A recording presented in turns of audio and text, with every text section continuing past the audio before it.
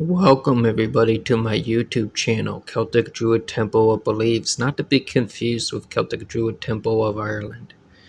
Here, in this video, we are going to go over some myths that is the predecessor to Welsh mythology. We're going to go over Cumbrian mythology and Brythonic mythology, as well as go over other spectrums of Celtic myth to find the answers of what the early Welsh would have believed. We're going to go over some names found by scholars in the field in archaeological research and discoveries. And in this super educational video, I will do my best to pronounce the names of these deities properly. And I want to apologize in advance for the alarm going off in my house. And speaking of Cumbria, I hope these images and video packages of Cumbria also relaxes you and soothes you in this history lesson. So, let's begin. One of the deities that can be found in the Welsh Mabinogi, Awen, he is a deity that is parallel to the Gaulish Cumbrians, as well as the Basques Alcerbels, or Fear Ben Bruach, from Irish mythology. However, in Miranda J. Green's book Dictionary of Celtic Myth and Legend, the archaeologist and scholar talks about deities worshipped in Britain and Gaul. The horn god Cumbrians, and his many other names in pre-Celtic myths such as Daksha from Hindu mythology, which I'm writing in my own books. However, when discussing mythology, specifically Celtic mythology, based in ancient Britain, in Cumbria, and Cumberland, is the purest form of mythology that the Welsh would have worshipped.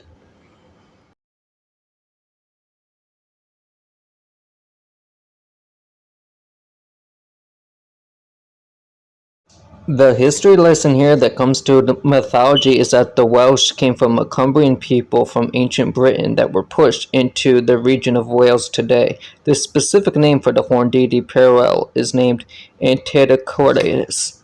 His imagery was found all over Britain, parts of Scotland, past Hadrian's Wall, and into Cumbria and Cumberland. And when it comes to the depiction, it shows a horned god holding a torch. Antiochus is the deity that inspired Awen in the Welsh Mabinogi. Udius, a Breton Cumbrian deity people called the Caveti, the Dare people who appeared to have been a subgroup of a large northern tribe called the Brigantes, who had a number of local gods. The Cumbric in Britain god Cadatis, the god of ancient Britain, northern Britain, and also Cumberland and Cumbria. He is a river god of the waterways. This Cumbric and Brythonic deity Cadatis can be linked to the Irishman Mackillop and Dion Ket, as well as others from across spectrums of Celtic mythology. And the Hindu god Shiva. They also have a Gaulish counterpart, not to be confused with Nuada or Belanos, who is Indra in Hinduism. Shiva is associated with the Trimurti symbol, which we know in Celticy as the Triskotin. In Hinduism, Shiva is the consort to Seti. She is the daughter of Daksha. Now, in later Welsh mythology, Seti would be Eileen. Daksha is Antiochus, whom is Awen, and Cudius, as mentioned before. You can see a figure get his head removed and replaced by an animal on the construct, where his head is replaced with a horned animal, with a female figure by his side. In this story, would be passed down from earlier Celts, such as the Gauls and others across the Mediterranean. Horned animals include a goat, a deer, and other horned animals. So when it comes to the Cumbra god Udius, his daughter is Ellen or Eileen.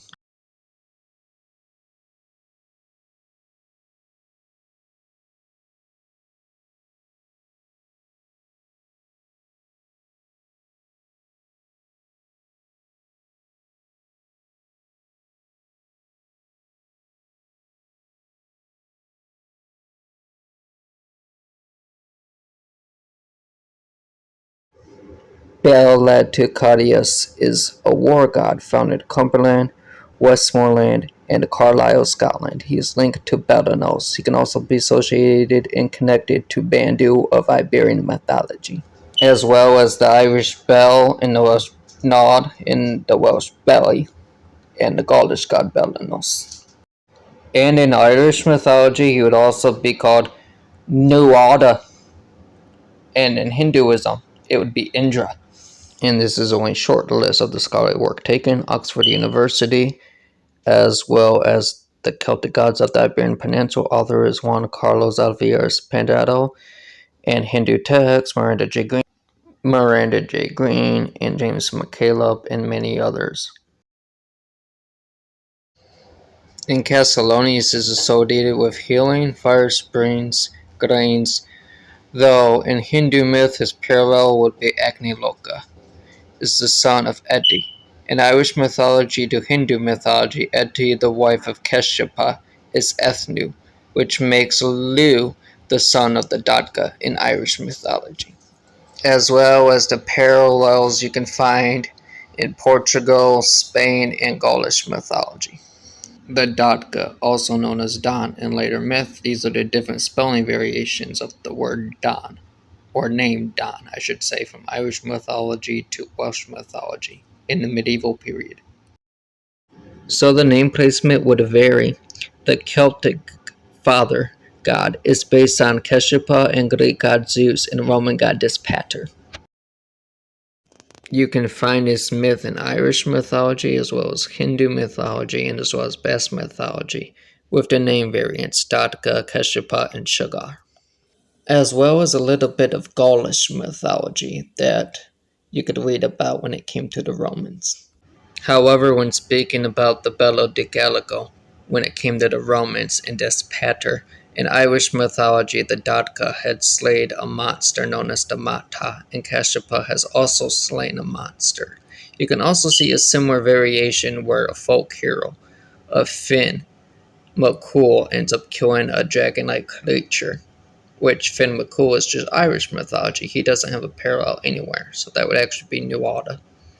And in Basque mythology, Shugar ends up killing the Henshug, which is a dragon, kind of like the Hydra, a dragon with multiple heads. He killed it because it tried to drink the water up and in the world. This causes a recreation myth, which is also found in other Celtic spectrums. What is the relationship between Castellonius, Archerio, and Archeria? Well, Keshepa as well had multiple consorts, Danu, Kradversakali, Eti, here in mythology surrounding Brythonic Cumbric deities. Archeria is a regional concept. Her role here is the stepmother and or the mother of Castellonius, taken from the other spectrums of Celtic mythology and archaeological evidence. This would make his father Archero, which scholars have said is that of Des Pater, which is Sucalis in Gaulish mythology, which means Archero being Don in later myth and Welsh myth. Castellonius would be connected to the Irish Ed and the Gaulish Granos and a Lusitanian god Indolvius, which then here in myth would mean he is the brother of Belladurius and Lewis. As for his parallel in Hindu myth, that would be Agniloka. In speaking of later myth, whether that be Irish mythology in the medieval period or Welsh mythology, Arthurian mythology, this is one of the figures that was made up. She wasn't ever a real figure in any circumstance. You might know her as Bridget or Curdiwen in Welsh mythology, because the archaeological record does not support it and scholarly work does not support it. And also, when it comes to Irish mythology, Bridget was a patron saint who was said to be the daughter of the Dadka, and her most known story was she was baptized by St. Patrick. So she's basically made from the offspring of a main Celtic deity and his male sons. One of fire, one of water, one of light and sun, some of healing, and wind.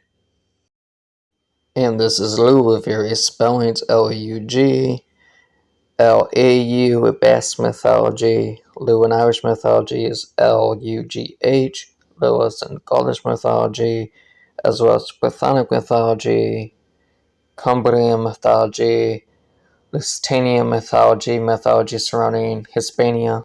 And now, before we dive deep into Lu, I want to clarify that Epona, Mecca, Rhiannon, and Morgan are not the same deity. They are different, and even in Ireland, the Morgan is a separate deity. So now we're going back to Archeora for a minute. Archeora here would be the Morgan, or Natosa, or Catubarda. Catubarda. Sorry for the whisper there in my voice. So she would be the stepmother to Lu, which is why I kind of have to bring it up and talk about her. Because we talked about his brothers now, his brothers who aren't actually dead, like you would hear in Irish mythology. And in Basque mythology, his brothers are still alive. And Lu in Brythonic mythology and Cumbric mythology would also have the brother named Ventress, who is a wind deity, which would correspond with Cantabrian mythology.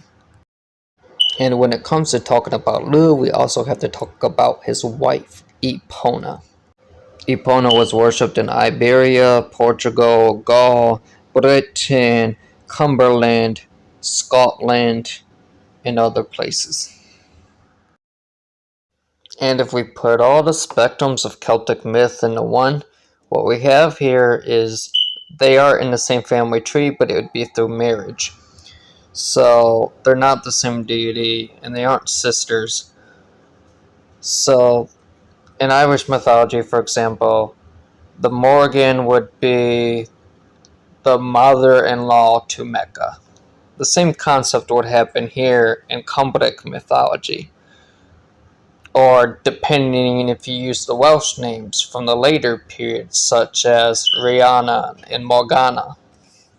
So in later Welsh myth, Archeora inspired Morgana, whose name was inspired by the Irish Morrigan, who commonly most people think would be the sister of King Arthur, but that was never a thing, actually.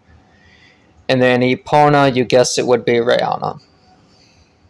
And from the Roman point of view, Lu would be that of Mars, would be that of Jupiter. Miranda J. Green also brings up that Jupiter in Roman mythology was also named Lodius, or Lodicus, or Lucius, or Lucius. In the Roman literature, the golden ass, we hear Lucius, shape-shifting and turning himself into a mule. Now, it's been speculated for years that this story is probably just Roma propaganda. Others would speculate that it was an actual Celtic belief that the Romans just imitated for entertainment purposes and in their stories. In Hinduism, the same story is told, but instead of a mule or donkey, it is a stallion. The story of the golden ass was written by Metamorphoses in the 2nd century AD. Now, the sun god and solar god Surya, who is the son of Kashyapa, had a wife named Saryanu. Saryanu was a horse goddess from another realm. They are a married couple. And the story goes that Surya was so hot and bright that Saryanu could not have sex with him in order to have offspring. So he turned himself into a stallion, and they had relations. Also in later Welsh mythology and Irish mythology, Rhiannon and Mecca also have stories of them becoming pregnant. And when it comes to Rhiannon and Mecca getting pregnant, that's actually a big part of their story. Even though it's not Lu in the story, it's fictional characters that were kings and queens, so they say. It's even in later mythology where they kind of have small pieces of the actual story. You could see it in earlier writings, such as what is mentioned about the golden ass, or stuff in the Vedic traditions in Hindu text, which is older than anything that is Indo-European.